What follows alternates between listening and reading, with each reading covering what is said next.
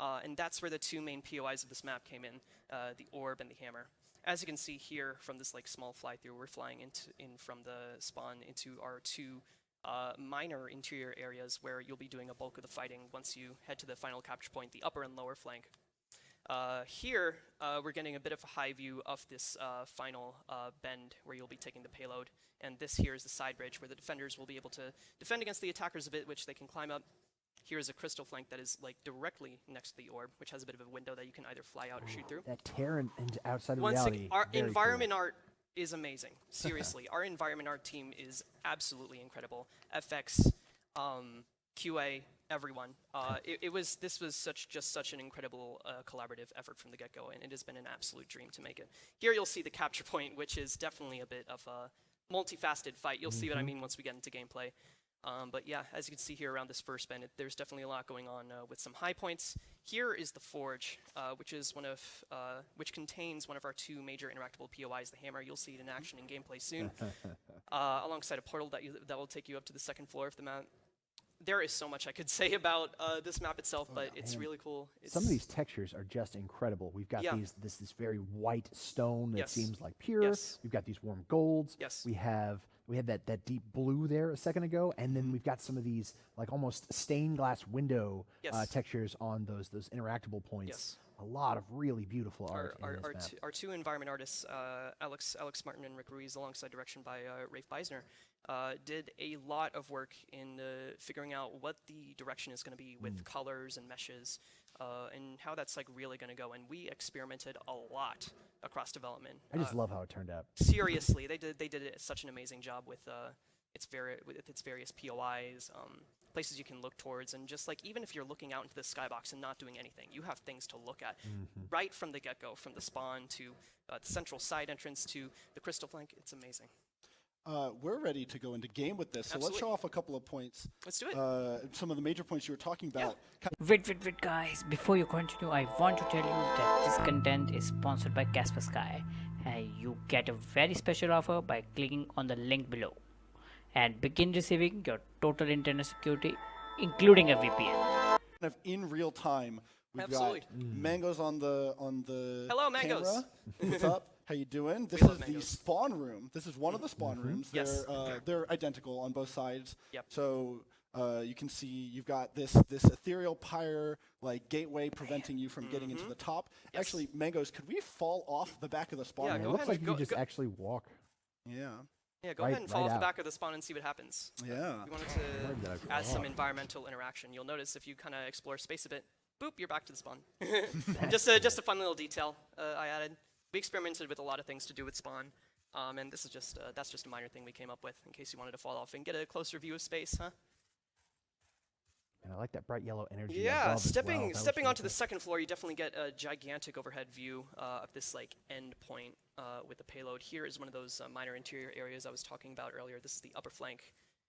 What's that arrow showing us? That arrow is a jump pad that will actually take you directly back to the first floor spawn bridge. So an overwhelming amount of feedback we notice with our maps that have a bit of a bowl structure at the end of its capture point is that once people fall off, they get obliterated and they can't get back up.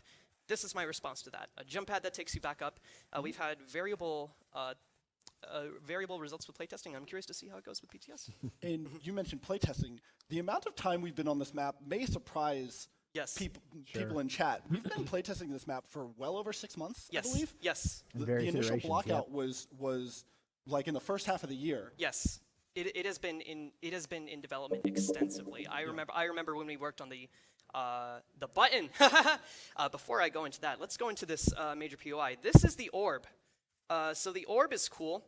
You'll notice that if you go and stand next to it, you'll take about 5% health damage per second.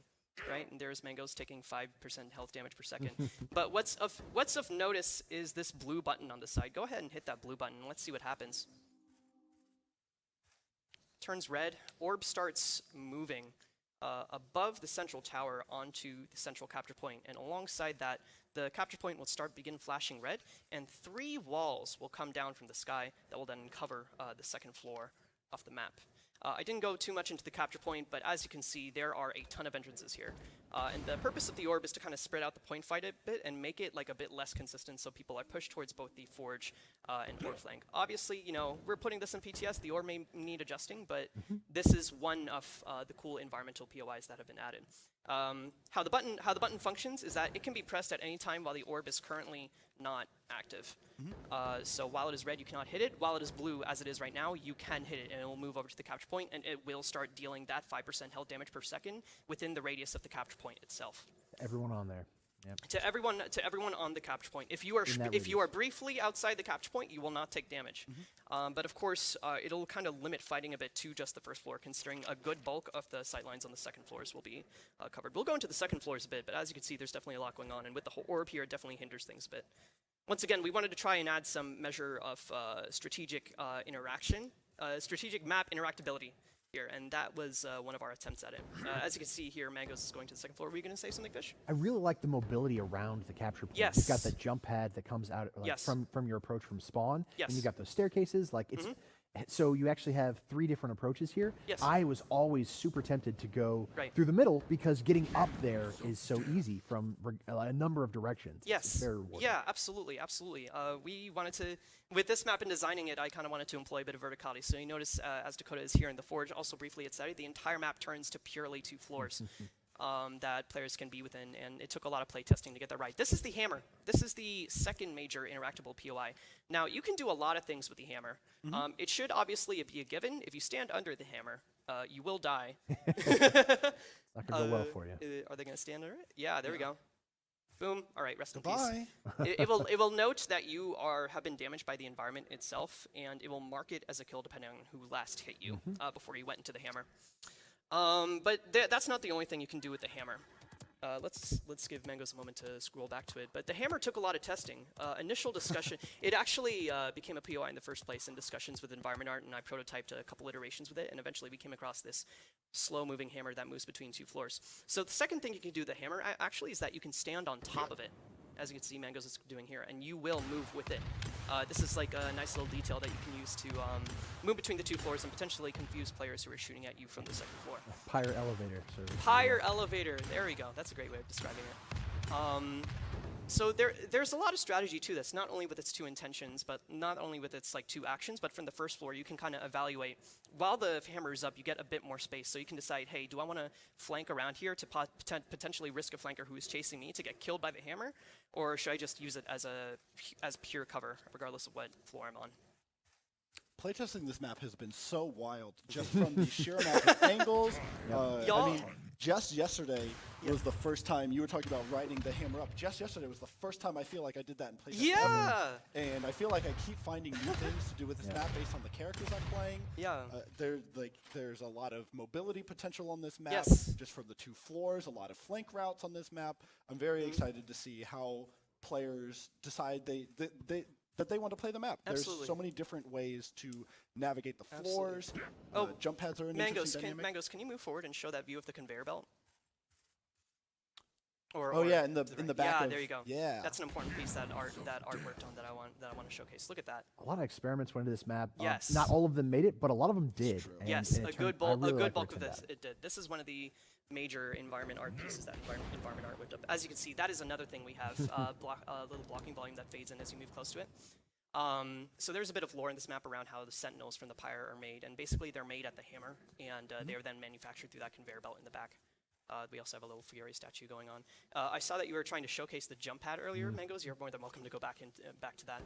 But yeah, environment art put a lot of effort. And to the chat, we definitely, the orb and the hammer were definitely drastically different from its initial block and implementations, and it took a lot of work to get them here. I remember when the orb was 1 shot. I remember the orb was 1 shot. Yeah, here's the second floor of the side entrance I was talking about earlier. And the only front line that was safe was Barrack at that time. So as this is the second floor of the side entrance, where you not only have a view of the second payload vent, but you also have an overhead view of the capture point, which has a chance of being blocked if the orb is on the point if someone hits that from the orb flank. So yeah, you can be on the second floor and you get an overhead view, but you're also at risk considering players have just as much affordability to get to the second floor as you, and plus they could potentially be blocked once the orb comes in the field, right? Alongside that, any point that is on the second floor, there are crates that can get you onto it. For instance, Mangoes is here on this side bridge, and there are crates here that you can take to lead back here. There were a lot of team fights around this spot. Yes, they were. When I was playing, like sometimes you get to that end, but this corner, a lot of action happens here, and having those 2 levels and having the jump pad on the other side, like there's a lot of angles for this. Right.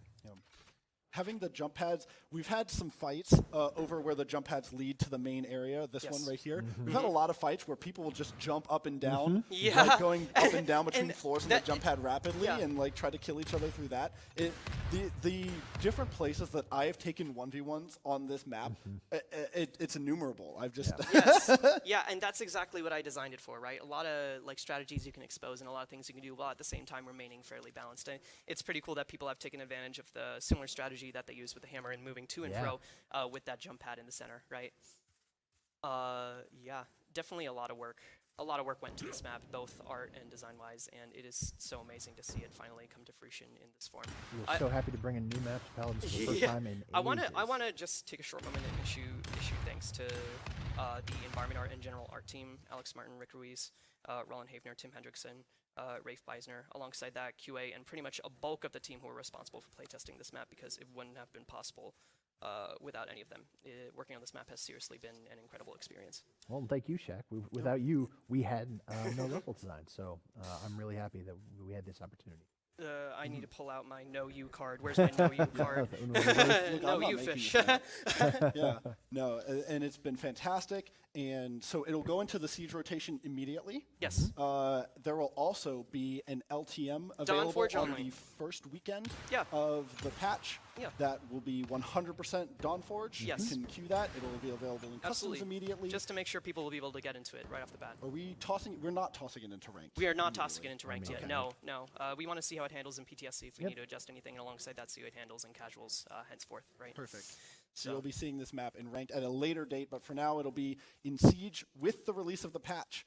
With the release of the Dawnforge patch in the middle of November, it'll be that weekend. It'll be available in the LTM that will have 100% chance to queue into this map. Yes. And it'll be in customs, so feel free to play it. Please play this map on PTS. Please give us feedback on seriously, the map I encourage y'all in the chat to break this map. Go break the map. Get me bug fixes to find. Shaq loves I love fixing bug map fixes. bugs. I'm addicted It's to them. wild. Seriously. But no, thank you so much for being with us to showcase this. Absolutely. I've enjoyed working and working with you on this and playtesting Seeing it this map evolve, for right? It's come so far. It's been an been incredible fantastic. experience. Yes, thank you. Thank from you, Mangoes as thank well. you, Mangoes, for being amazing. Yeah, thank you so much for Mangoes, who was our in-game camera person on short notice. So Tambo could host for us, and we hope that High Res seriously. Duel is feeling better. Yes. Yeah.